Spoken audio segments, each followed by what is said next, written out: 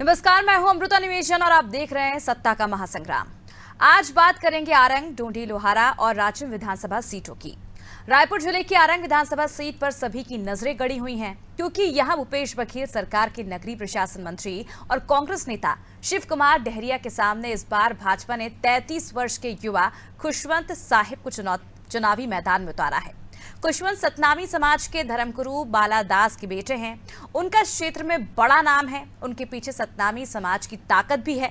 दूसरी तरफ शिव कुमार डहरिया भी क्षेत्र की जनता पर बड़ा प्रभाव रखते हैं और एससी के बड़े नेता हैं। इस बार आरंग में 76.98% मतदान हुआ है। वर्ष 2018 की अगर हम बात करें तो यहां पर 76.83% मतदान हुआ था। ढूंढी लोहारा विधानसभा सीट पर भी दिलचस्प मुकाबला है। यहां पर छत्तीसगढ़ सरकार की मंत्री अनिला भेड़िया चुनावी मैदान में हैं। उनके सामने भारतीय जनता पार्टी ने देवलाल ठाकुर को टिकट दिया है। अनिला 2 बार इस क्षेत्र से चुनाव जीत चुकी हैं और क्षेत्र में उनकी विशेष पहचान भी है, लेकिन पिछले चुनाव में उनकी लीड कम हुई थी। इसी वजह से देवीलाल को उनके सामने फिर से मैदान में उतारा गया है। वर्ष 2018 में ढूंढी लोहारा में 80.99% मतदान हुआ था। इस बार यहां पर 81.89% मतदान हुआ है। राजिम विधानसभा सीट की अगर हम बात करें तो मध्य प्रदेश के पहले मुख्यमंत्री पंडित रविशंकर शुक्ल के पोते अमितेश शुक्ल एक बार फिर चुनावी मैदान में ताल ठोक रहे हैं। पिछले चुनाव में उन्हें बड़ी जीत हासिल हुई थी। इस बार भारतीय जनता पार्टी ने उनके सामने जिला पंचायत सदस्य रोहित साहू को मैदान में उतारा है। रोहित साहू की समाज में अच्छी पकड़ है। साल 2018 के चुनाव में इस सीट पर 82.86% मतदान हुआ था। इस बार यहां पर 84.03% मतदान हुआ है। इन तीनों सीटों पर मतदान पिछली बार की अपेक्षा ज्यादा हुआ है। अब देखना यह है कि आखिर परिणाम क्या आते हैं। राजिम से अमितेश शुक्ला चुनाव हार रहे हैं। उनके खिलाफ जबरदस्त एंटी इनकम्बेंसी है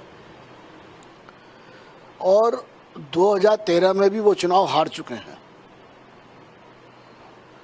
इस बार 2018 में जिस प्रकार उन्होंने अपने जीत का रिकॉर्ड तोड़ा था, उसी प्रकार इस बार वो अपनी हार का रिकॉर्ड तोड़ेंगे। सबसे बड़ी हार उनकी होने जा रही है राजिम विधानसभा चुनाव में। इसी प्रकार आरंग के अंदर पहले हमको लग रहा था कि शिव डहरिया भारी पड़ेंगे, लेकिन हमको नहीं मालूम था कि उनके खिलाफ भी इतनी जबरदस्त एंटी इनकम्बेंसी है। और हमारे जो प्रत्याशी हैं, जो सतनामी समाज के गुरु बालदास जी के सुपुत्र हैं, उनके पक्ष में काफ़ी अच्छा माहौल है और आरंगी विधानसभा भी भारतीय जनता पार्टी अच्छे मतों से जीत रही है। लगातार हमने पिछले 5 सालों से काम किया है और विकास की एक अविरल धारा छत्तीसगढ़ में हमें बहाई है और छत्तीसगढ़ मॉडल पूरे देश में पसंद किया जा रहा है। और जब लोग कहते हैं भरोसा बरकरार पूरा कांग्रेस की सरकार, तो यूं ही नहीं कहते। हमने 5 सालों में क्रेडिबिलिटी बनाई है और छत्तीसगढ़ की जनता के लिए हम पूरी तरीके से टेस्टेड और ट्रस्टेड हो गए। रही बात आपने जो प्रश्न किया कि पूर्व मंत्री जो चुनाव लड़ रहे हैं, तो मैं आपको बता दूं कि लगातार सबने 5 सालों में बहुत मेहनत की है और सरकार का एक ध्येय था कि अंतिम पंक्ति में बैठे हुए अंतिम व्यक्ति तक को सरकारी योजनाओं का लाभ मिलना चाहिए। फिर चाहे आरंग में हमारे माननीय शिव डहरिया जी लड़ रहे हो, राजिम से अमितेश शुक्ला जी लड़ रहे हो, अनिता भेड़िया जी लड़ रही हो।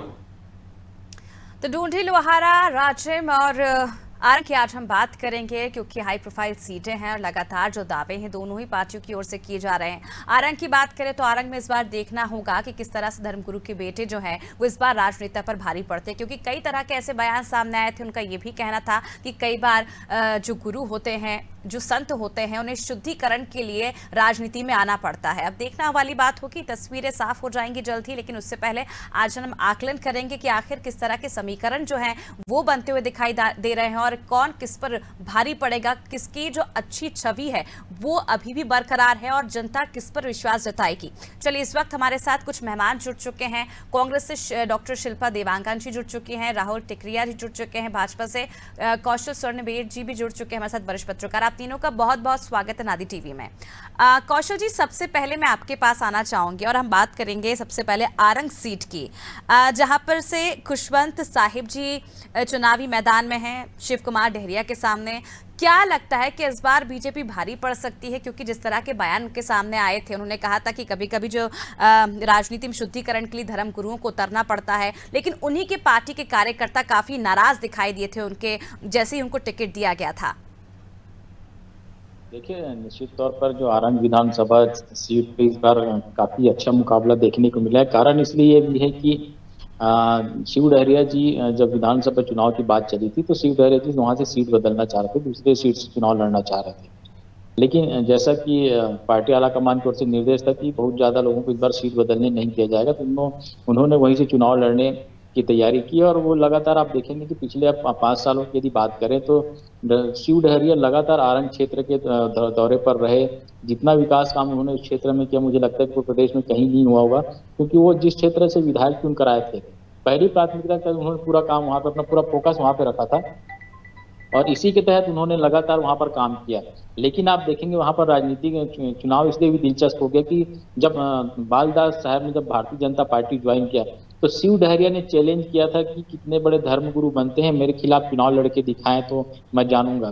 तो निश्चित तौर पर वो जो चैलेंज उन्होंने किया था, उसी चैलेंज के तहत मुझे ऐसा लगता है कि बालदास तो चुनाव नहीं लड़े, लेकिन उन्होंने अपने पुत्र जो खुशवंत साहब हैं, जो सतनामी समाज के धर्मगुरु भी माने जाते हैं, उनको चुनाव में टिकट में देकर वहां पर एक अच्छा समीकरण तैयार किया। जिस तरह से भारतीय जनता पार्टी में शुरू में विरोध देखने को मिला था, निश्चित तौर पर जहां जहां पर नए चेहरों को उतारा गया, चाहे भारतीय जनता पार्टी की बात करें चाहे कांग्रेस की बात करें, शुरू में विरोध जरूर हुआ था। लेकिन जब पार्टी गाइडलाइन की जब बात आती है, चुनाव जीतने की जब बात आती है, तो जो जितने भी विरोधी हैं सबको एक परिपाटी में लाया जाता है, एक सुर में बांध दिया जाता है और उनको कहा जाता है कि हमको पार्टी को जिताने के लिए काम करना पड़ता है, प्रत्याशी कोई भी हो, आपको इस सिंबल को जिताना है। तो कहीं कहीं जिस तरह से मतदान हुआ है, वोटिंग का जो प्रतिशत रहा है, निश्चित तौर पर मुकाबला अच्छा रहा देखने को मिला है। लेकिन मुझे ऐसा लगता है कि शिव डहरिया ने जो पिछले 5 साल में लगातार जो काम किए हैं वहाँ पर, उसके लिहाज से जो खुशवंत साहब काफी नए चेहरे हैं वहाँ पर और चुनाव लड़ने को उनके पास निश्चित तौर पर अनुभव नहीं रहा है। तो इसलिए इस लिहाज से मुझे ऐसा लगता है कि शिव डहरिया जी खुशवंत साहब के मुकाबले थोड़े से वहाँ पर भारी जरूर नजर आ रहे हैं। तो क्या समझे, क्योंकि अगर हम बात करें इतिहास की, तो आरंग सीट पे जो जनता है उसका मूड हर 5 साल में बदलता रहा है, तो क्या माने कौशल जी, क्या इतिहास दोहरा सकते हैं शिव डहरिया जी सीट पर? देखिए, शिव डहरिया जी पिछले बार सीट बदल के आरंग से चुनाव लड़े थे, उसके पहले वो दूसरी जगह से विधायक रहे हैं। तो निश्चित तौर पर मैंने जैसे कहा कि वो सीट बदलना चाह रहे थे, वो सीट इसलिए बदलना चाहते थे कि वहां पर भारतीय जनता पार्टी की ओर से जिस कैंडिडेट का नाम चल रहा था उनसे उनको काफी, मुझे ऐसा लगता है कि थोड़ा सा डर था कि यदि इस कैंडिडेट को यदि टिकट मिलती है तो वो हार सकते हैं। लेकिन जब प्रत्याशी बदला, निश्चित तौर पर खुशवंत साहब नए हैं और शिव डहरिया ऐसा है कि जिस तरह की जो वोटिंग हुई और जिस तरह काम किया है, एंटी इनकम्बेंसी हर विधायक के साथ रहती है, हर प्रत्याशी के साथ रहती है। लेकिन जिस तरह उन्होंने काम किया, तो मुझे ऐसा लगता है कि निश्चित तौर पर थोड़े से भारी पड़ सकते हैं, जीत हार का मार्जिन कम हो सकता है, लेकिन थोड़ा सा ऐसा लगता है कि जो परिणाम हो शिव डहरिया के पक्ष में, मुझे ऐसा लगता है दिख रहा है वहाँ पर। ठीक है, शिल्पा जी आपके पास आना चाहूंगी। एक वीडियो भी काफी वायरल हुआ था उनका और कई तरह के आरोप जो है बीजेपी की ओर से लगाए भी गए थे कि जनता के साथ बदसलूकी की है। जब जनता बातचीत कर रही थी, पानी की मांग कर रही थी, काफी लंबे समय से पानी को लेकर जो दिक्कतें हैं वो सामने आ रही थी। क्या लगता है, इसके एंटी इनकम्बेंसी फैक्टर कहीं ना कहीं देखा भी जा रहा है? क्या उम्मीद कर रही हैं आप, क्या इस बार शिव कुमार डहरिया चुनौती दे पाएंगे? नमस्ते अमृता जी। भूपेश सरकार के कार्यकाल में हमारे सभी मंत्रियों और विधायक हो अपने क्षेत्र के लिए भरपूर विकास करने के लिए प्रतिबद्ध रहे हैं। आपने देखा है कि किस तरीके से 5 साल में भूपेश सरकार ने योजनाएं बनाई हैं और निश्चित रूप से हर क्षेत्र के अंतिम व्यक्ति तक योजनाओं का लाभ पहुंचे और उनको लाभ पहुंचाने के लिए हमारे हर विधायक और हर मंत्री प्रतिबद्ध रहे हैं। आप देखिए, आरंग में भी हर स्वास्थ्य सुविधा हो, चाहे शिक्षा की सुविधा हो, सड़क निर्माण हो, सभी के लिए वो प्रतिबद्ध रहे हुए हैं और निश्चित रूप से जनता का विश्वास उन्होंने जीता है और संपूर्ण भूपेश सरकार ने जीता है, कांग्रेस पार्टी ने जीता है। तो निश्चित रूप से भूपेश है तो भरोसा है के साथ जनता कांग्रेस सरकार पर भरोसा करती है। अब भारतीय जनता पार्टी की बात कर लूं तो वो ख्याली पुलाव बनाना कर लीजिए, क्योंकि जनता जो है देख रही है, तुलनात्मक अध्ययन कर रही है कि 15 साल उन्होंने भाजपा का कार्यकाल देखा है, उनका कुशासन अत्याचार भी देखा है कि किस प्रकार से उन्होंने जनता के ऊपर कुशासन किया है। और इसी के विपरीत कांग्रेस सरकार, भूपेश सरकार के 5 साल के कार्यकाल में विकास की लहर जो हुई है वो संपूर्ण छत्तीसगढ़ को मॉडल के रूप में प्रस्तुत कर दिया है पूरे विश्वव्यापी, और लोगों के जेब में पैसा डालने का काम किया है, किसानों को खुशहाल बनाया है, महिलाओं को समृद्ध बनाया है, युवाओं को सशक्त बनाया है। इस प्रकार से हर वर्ग और हर क्षेत्र में, चाहे छोटे क्षेत्र चाहे बड़े क्षेत्र हो, हर वर्ग के लिए कार्य किया है। आरंग क्षेत्र की बात कर लूं तो आरंग क्षेत्र में भी आरक्षण के लिए जनता देख रही है कि किस प्रकार से वहां आरक्षण के लिए जो कांग्रेस की सरकार ने विधेयक दिया है उसको भारतीय जनता पार्टी ने षड्यंत्र के तहत राजभवन में रोक के रखा हुआ है। तो जनता देख रही है, जनता जनार्दन होती है, और निश्चित रूप से जनता को कांग्रेस पार्टी, कांग्रेस की सरकार और भूपेश सरकार पर भरोसा है और निश्चित रूप से जीत हासिल होगी। ठीक है, राहुल जी आपके पास आना चाहूंगी। जिस तरह से खुशवंत साहिब को यहाँ पर आपने चुनावी मैदान में उतारा है और जो पूर्व में यहाँ पर काफ़ी लंबे समय से कामकाज कर रहे थे उन्हें टिकट नहीं दिया गया, वेदराम मनहरे की बात कर रही हूँ मैं, जिसे लेकर जो बड़े नेता हैं, कार्यकर्ता हैं, वो भी विरोध करते रहे क्योंकि 2 महीने पहले जो पार्टी में ज्वाइन हुए उन्हें टिकट दे दिया, जो 5 साल तक 10 साल तक पार्टी के लिए काम करते रहे उन्हें साइडलाइन कर दिया। देखिए अमृता जी नमस्कार। और सबसे पहला विषय मैं आपको बता दूं, छत्तीसगढ़ में जिस प्रकार से भारतीय जनता पार्टी का स्लोगन था और एक ध्येय था कि भारतीय जनता पार्टी ने छत्तीसगढ़ बनाया और भारतीय जनता पार्टी संवारेगी, साथ ही भाजपा आवत है कि स्लोगन के साथ में छत्तीसगढ़ में भारतीय जनता पार्टी ने चुनाव लड़ा और निसंदेह छत्तीसगढ़ में भारतीय जनता पार्टी अब आ रही है। मैं आपको तीनों सीट का विवरण बता दूं। जिस प्रकार से आरंग का विषय है, वहां पर जो इनके कैबिनेट मंत्री हैं शिव डहरिया जी, वो अपने ही बयान पर फंसते हुए नजर आ रहे हैं। उन्होंने एक चैलेंज किया था धर्मगुरु जी को, बालदास साहब को, कि उन्होंने स्पष्ट कहा था कि कितने बड़े धर्मगुरु हैं, अगर हिम्मत है तो मेरे खिलाफ चुनाव लड़कर दिखाएं।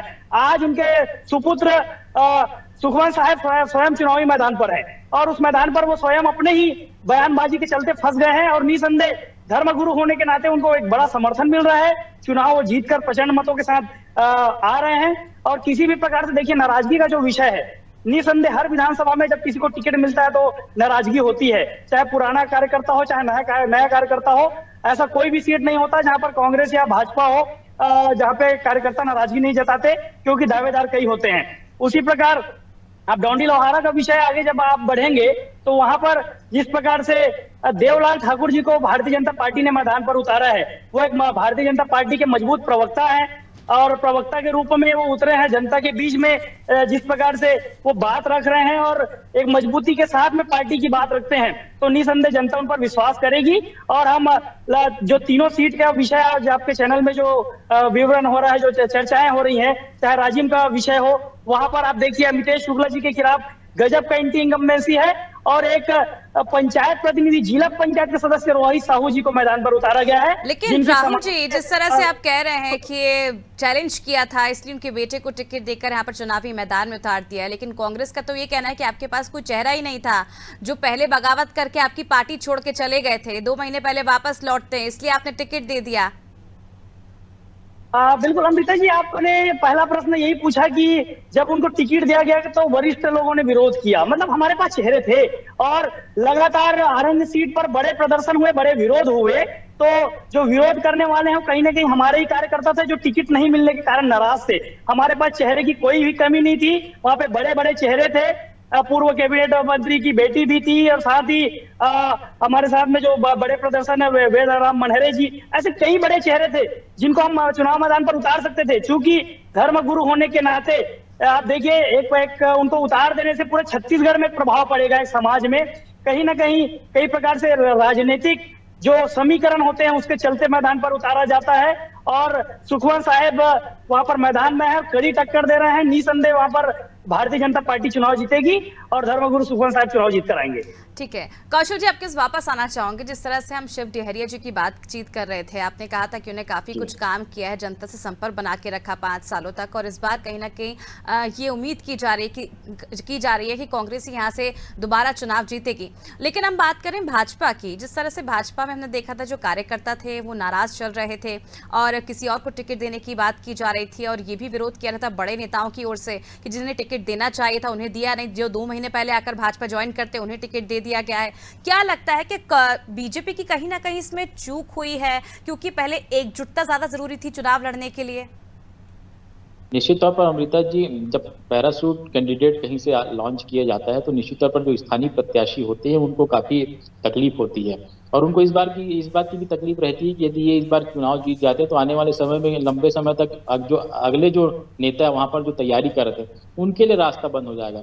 तो मुझे ऐसा लगता है कि भले विवाद को शांत करा लिया गया हो, विरोध को शांत करा लिया गया हो, लेकिन अंदर खाने से कहीं कहीं जो काम करने जिस उम्मीद के साथ काम करना था भारतीय जनता पार्टी के नेताओं को, मुझे लगता है कि उस ताकत के साथ काम नहीं किए। कारण ये भी रहा है कि जो वहां पर जो नए चेहरे हैं उनको आज मैदान में उतार दिया गया। उसके अलावा भारतीय जनता पार्टी जो पुराने दिग्गज नेता कई वहां पर जो चुनाव की तैयारी कर रहे थे पिछले 5 साल से, उनको बिल्कुल महत्व नहीं दिया गया। तो कहीं न कहीं इस तरह का जो विरोध का जो स्वर था दबा जरूर दिया गया, लेकिन मुझे ऐसा लगता है कि अंदर खाने में कहीं न कहीं वो जो विरोध है वो थोड़ा सा मुझे ऐसा लगता है काम किया है, और यही वजह है कि जो खुशवंत साहब निश्चित तौर पर सतनामी समाज के धर्मगुरु के रूप में है, यदि एकजुटता के साथ लड़ते तो जीत जाते, लेकिन मुझे ऐसा लगता है कि शिव डहरिया को वहाँ पर थोड़ी सी बढ़त मिल सकती है वहाँ पर। ठीक है शिल्पा जी, आपके पास आना चाहूंगी, राजिम की बात करना चाहूंगी, जहां से अमिताभ शुक्ल जी 70 सालों से उनका परिवार यहाँ पर जमा हुआ है। क्या लगता है इस बार क्या उम्मीद कर रहे हैं, क्योंकि इस बार जनता जो है काफी ज्यादा नाराज है, क्योंकि पिछली बार हमने देखा था जिस तरह से वो मंत्री पद की उम्मीद कर रहे थे उन्हें नहीं दिया गया था, और कहीं ना कहीं नाराजगी भी उनकी देखने को मिली, और 5 साल तक की नाराजगी कहीं ना कहीं बनी भी रही। देखिए अमृता जी, भूपेश सरकार के नेतृत्व में हमारे जो भी मंत्रियों ने कार्य किया है निश्चित रूप से जनता को फायदा पहुंचा है। तभी तो पूरे प्रदेश में 40 लाख से अधिक लोग गरीबी रेखा से बाहर आए। तो ये हर क्षेत्र में लोग जो है गरीबी रेखा से बाहर आए हैं और लाभान्वित हुए हैं। तो किसी एक क्षेत्र की बात नहीं, ये पूरे प्रदेश में संपूर्ण रूप से संपूर्ण नेतृत्व में कार्य हुआ है और निश्चित रूप से जनता को लाभ हुआ है। तो कुल मिला के देखा गया कि छोटी मोटी जो नाराजगी है वो निश्चित रूप से दूर कर दी जाएगी, क्योंकि भरोसा है और विश्वास बहुत बड़ी चीज होती है।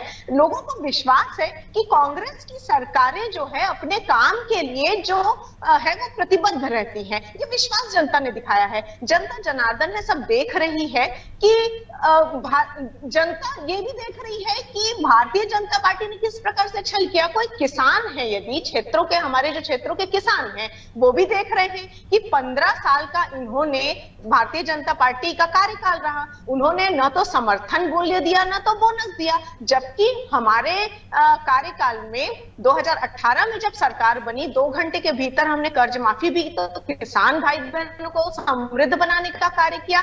साथ ही 2500 धान का समर्थन मूल्य देके 2640 रुपए देकर उनको समृद्ध बनाने का कार्य किया। लेकिन 2014 से पहले तो कांग्रेस थी केंद्र में, और 70 सालों से अमितेश जी की पूरा परिवार यहाँ पर रहा है, चुनाव लड़ता रहा है। लेकिन आज भी मुख्य मुद्दे यही हैं, शिक्षा, स्वास्थ्य और खेल, जिसे लेकर लगातार जो जनता आवाज उठाती रही है। अब आप कह रही हैं कि कामकाज किया है, काफी जनता खुश है, कुछ थोड़े बहुत जो कामकाज है वो रह गए, फिर उन्हें मंच पे खड़े होकर जनता की नाराजगी सामने आने पर कसम क्यों खानी पड़ी भगवान की कि अगले 5 साल में मैं कार्यकर्ताओं से बात भी करूंगा और अगले कार्यकाल में मैं जनता से संवाद भी करूंगा, जो भी कामकाज बचे हैं वो भी निपटारा करूंगा। देखिए अमृता जी, शिक्षा स्वास्थ्य के क्षेत्र में तो आप देख ही लीजिए कि शिक्षा स्वास्थ्य के लिए कितनी योजनाएं भूपेश सरकार ने बनाई हैं और हर क्षेत्र में योजनाएं भली भांति कार्य कर रही हैं। वो तो पूरे संपूर्ण योजनाएं तो बनाई गई है, लेकिन मैडम इम्पोर्टेंट ये है ना कि पहुंची कितनी है जनता तक, वो किस क्षेत्र में कितनी योजनाओं का लाभ मिल पा रहा है जनता को। अंतिम व्यक्ति तक भी आंकड़े देख लीजिए, अंतिम व्यक्ति तक भी हार्ट बचत क्लिनिक की योजना देख लीजिए। एनीमिया से जो हमारी ग्रसित महिलाएं थे वो लोग एनीमिया से मुक्त हो गए हैं। दूसरी गंभीर बीमारियों के लिए हमारी सरकार ने जो राशि तय की है वो राशि भी लोगों को मिल रही है। तो ये हर क्षेत्र के लोगों को मिल रही है। शिक्षा के क्षेत्र में देख लीजिए, ठीक है, ठीक कॉलेजेस की है। संख्या में राहुल जी, वृद्धि हुई है, एक बार मेडिकल फिर वही कॉलेज पुरानी कहानी, यहाँ पर 18 महीने पहले जो आए नेता उसको स्कूल टिकट के- दे दिया गया, फिर मामले नाराजगी में यहाँ हो- पर देखने को मिल रही है इसी सीट पर।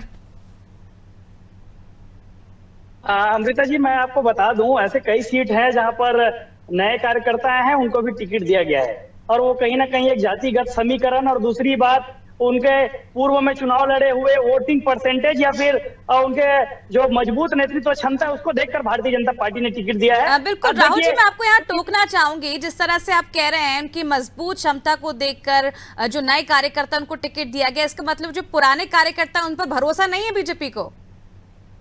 नहीं, भरोसा वाला विषय नहीं है, भरोसा बिल्कुल है, लेकिन जिस प्रकार से समीकरण है हर जगह ये नहीं हुआ है। जहां पर ये समीकरण में बैठे हैं वहां पर ऐसे व्यक्तियों को टिकट दिया गया है जो नए आए हैं या फिर ज्यादा दिन नहीं हुए हैं पार्टी में जुड़े। आप देखिएगा रोहित साहू जी का विषय, वो पूर्व में जनता जोगी कांग्रेस से चुनाव लड़े हुए थे, विधानसभा का चुनाव लड़े थे, लेकिन जिला पंचायत सदस्य बनते ही वो भारतीय जनता पार्टी ज्वाइन कर लेते हैं। एक पंचायत प्रतिनिधि के रूप में भारतीय जनता पार्टी को ज्वाइन करते हैं, और साहू समाज में उनकी मजबूती के साथ पकड़, और सबसे ज्यादा राजीव विधानसभा में साहू समाज का वोटिंग से परसेंटेज है।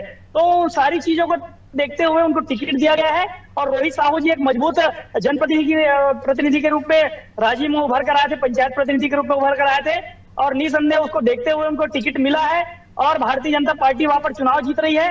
अमितेश शुक्ल जी का जो परिवार है दशकों से राजीव में राज कर रहा है, मगर किसी भी प्रकार से विकास कार्य वहां पे आज भी ठप है। वहां पर रोहित साहू जी चुनाव मैदान में उतर चुके हैं, और चुनाव जीतकर वहां पर विकास का कार्य आगे बढ़ाएंगे। जिस प्रकार से दशकों से राजीव की जनता ने शुक्ल परिवार को देखा है, अब रोहित साहू जी पर विश्वास करेगी, और निसंदेह वो ठीक है राहुल जी। कौशल जी समझ लेते हैं। कौशल जी, क्या लगता है कि 70 सालों का रिकॉर्ड इस बार टूट जाएगा? क्योंकि आखिर में जब प्रचार हुआ तो कहीं ना कहीं उन्हें कसम तक खानी पड़ी भगवान की कि आगे जो कार्यकाल में आएंगे वहां पर वो काम भी करेंगे, जनता से संपर्क भी करेंगे। यहाँ तक कि ये भी शिकायतें मिलती रही थी कि जो उनके करीबी कार्यकर्ता उनका तक वो फोन नहीं उठाया करते थे। देखिए अमृता जी, निश्चित तौर पर राजीव विधानसभा सीट की यदि बात करें तो वहां पर 40% साहू वोटर हैं, और साहू आबादी वहां पर 40% है।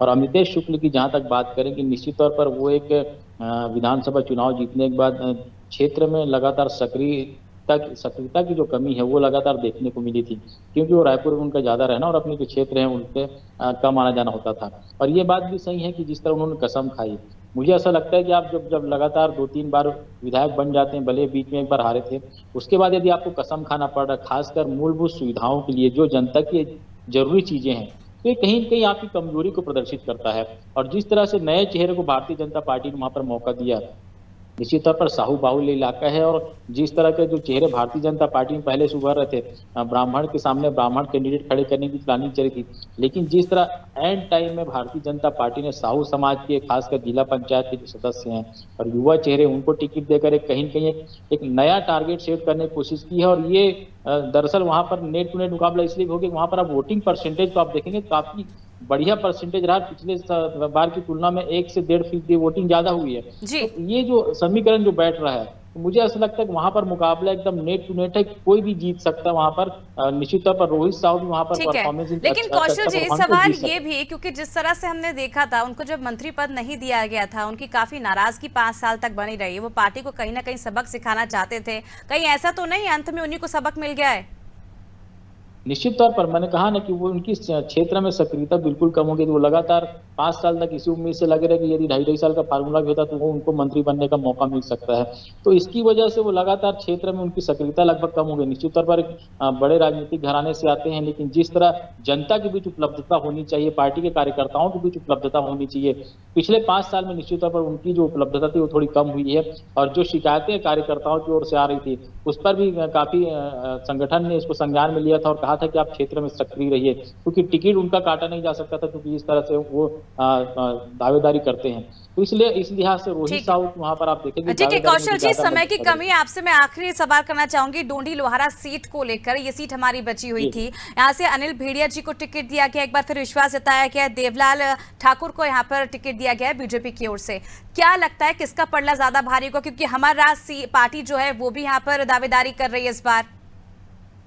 देखिए वहां पर देखेंगे तो दोनों पार्टियों के बीच मुकाबला कड़ा है, क्योंकि मंत्री पद में रहते हुए जिस तरह की शिकायतें उनके खिलाफ आई थी, जो उनके जो पीए, उनके ओएसडी जो कार्यकाल में जिस तरह उनके खिलाफ शिकायतें आई थी, तो कहीं न कहीं इसको लेकर नाराजगी थी लोगों में कि उनके जो क्षेत्र के जो कार्यकर्ता हैं वो काफी नाराज थे। और वहीं आप देवलाल ठाकुर की बात करें तो जो पुराने भी चेहरे रह चुके और पार्टी भारतीय जनता पार्टी के प्रवक्ता के रूप में काम करते रहे हैं, तो जिस तरह मुझे ऐसा लगता है कि राजिम और डोंडी लोहारा सीट दोनों में 50-50 का मुकाबला है। और आप देखेंगे 2 दिन का इंतजार कीजिए, परिणाम बिल्कुल साफ हो जाएगा, क्योंकि इन तीनों ही सीट, जिन सीटों का आज एनालिसिस कर रहे हैं, तीनों ही जगहों पे पुराने चेहरों के सामने भारतीय जनता पार्टी ने नए चेहरों को मैदान में उतारा है। तो बिल्कुल कहीं ना कहीं बीजेपी की जो स्थिति है पहले के मुकाबले बेहतर हो रही है। बहुत बहुत शुक्रिया आप तीनों का हमसे जुड़ने के लिए। तो देखिए जिस तरह से आज हमने बात की आरंग, राजिम और डोंडी लोहारा सीट की, तो इन सीटों पर मंत्रियों की जो दाव पर लगी हुई है, क्योंकि जिस तरह से तीनों सीटों की हम बात करें, तीनों में मंत्री जो हैं वरिष्ठ नेता हैं, उनकी जो साख है वो दाव पर लगी हुई है, क्योंकि जिस तरह से स्थिति इस बार बनती नजर आ रही है वो बीजेपी के फेवर में कहीं ना कहीं जा रही है। अमरजीत की अगर हम बात करें, जिस तरह से अमितेश शुक्ल जी, उन्होंने मंत्री पद की डिमांड की थी और उन्हें जब नहीं दिया गया था तो 5 साल तक उनकी नाराजगी पार्टी से बनी रही, उसका खामियाजा अब शायद आने वाले चुनाव में उनको भी उठाना पड़ेगा और पार्टी को भी उठाना पड़ेगा। और इसके साथ ही अनिला भेड़िया जी डोंडी लोहार से, जिस तरह से उनके विवादित बयान सामने आते रहे, समाज कल्याण का उनको जिम्मा दिया गया, मंत्री पद दिया गया, और उनके जिस तरह से विवादित बयान सामने आते रहते, उसे लेकर भी कहीं ना कहीं काफी आक्रोश का माहौल जो है वो महिलाओं में देखने को मिला था। लेकिन अब देखने वाली बात होगी इन तीनों सीटों में जो दावेदारी है किस तरह से कांग्रेस पार्टी निभाती है। और मतदान हो चुके हैं, मतगणना के लिए सिर्फ 2 दिन का ही वक्त बचा है, तस्वीरें जल्द ही साफ हो जाएंगी और जो भी वादे और दावे दोनों ही पार्टियों की ओर से की जा रहे हैं ये भी तस्वीरें साफ हो जाएंगी। थोड़ा इंतजार करना पड़ेगा। फिलहाल के लिए मुझे दीजिए इजाजत और आप देखते रहिए नादी टीवी। नमस्कार।